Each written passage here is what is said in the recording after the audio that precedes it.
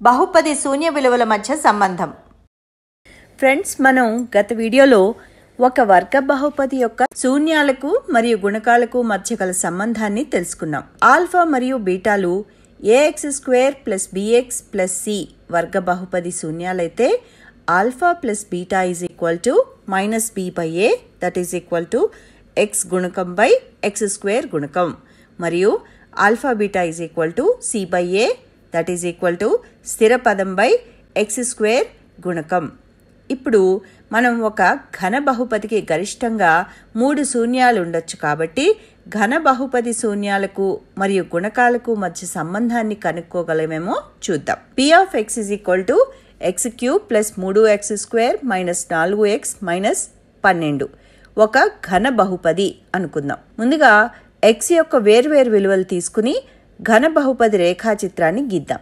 ఈ రేఖాచిత్రం x అక్షాన్ని 3 బిందువులలో ఖండించడం మనం గమనించవచ్చు. కాబట్టి ఘన బహుపది గరిష్టంగా 3 శూన్యాలను కలిగి ఉంటుంది. ప్రస్తుత ఉదాహరణలో శూన్యాలు -3, -2 మరియు +2. ఇక్కడ మనకిచ్చిన బహుపది x³ + 3x² - 4x - 12.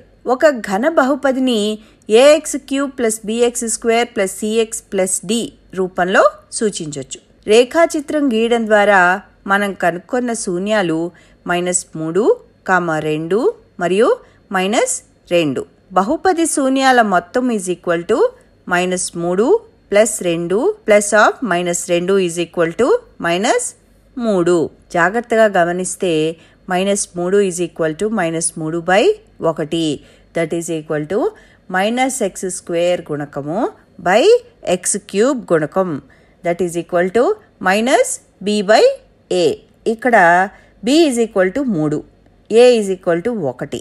కాబట్టి బహుపది శూన్యాల మొత్తము is equal to -3 that is equal to -b/a. ఇప్పుడు బహుపది శూన్యాల లబ్ధం that is equal to -3 × 2 × -2 is equal to ఎంత? 12. 12 ఈజ్ ఈక్వల్ టు స్థిర పదం అంటే -12/x³ గుణకం ఎంత? 1 that is equal to -d/a. ఇక్కడ d ఏమో -12, a ఏమో 1. కాబట్టి బహుపది శూన్యాల లబ్ధం 12. ఇప్పుడు మరొక ఘన బహుపదిని తీసుకుని దానికి ఈ సంబంధాన్ని పరిశీలిద్దాం. x³ - x² - 9x + 9 ఇది ఒక ఘన బహుపది అనుకుందాం.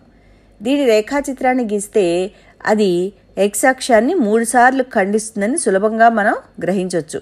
అవి x = -3, x = 1 మరియు x = 3. కాబట్టి -3, 1 మరియు 3లు ఈ బహుపది శూన్యాలు.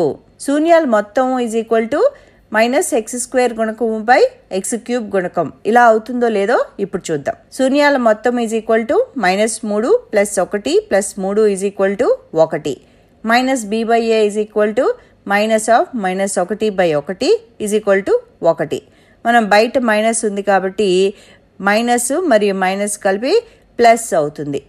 సో ఇప్పుడు శూన్యాల లబ్ధం ఈజ్ ఈక్వల్ టు స్థిర పదం బై x³ గుణకం is equal to -d/a is equal to -9/1 is equal to -9. ఇప్పుడు సరి చూద్దాం. శూన్యాల లబ్ధం is equal to -3 × 1 × 3 is equal to -9. దీన్ని బట్టి ఈ సంబంధం ఏ ఘన బహుపదికైనా సరిపోతుంది అని చెప్పొచ్చు.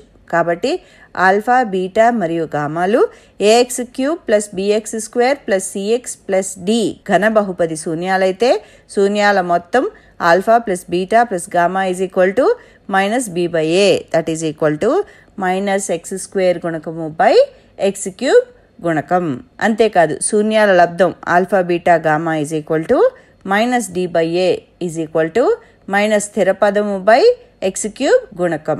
వచ్చే పాఠంలో మరిన్ని విషయాలు మళ్ళీ చూద్దాం.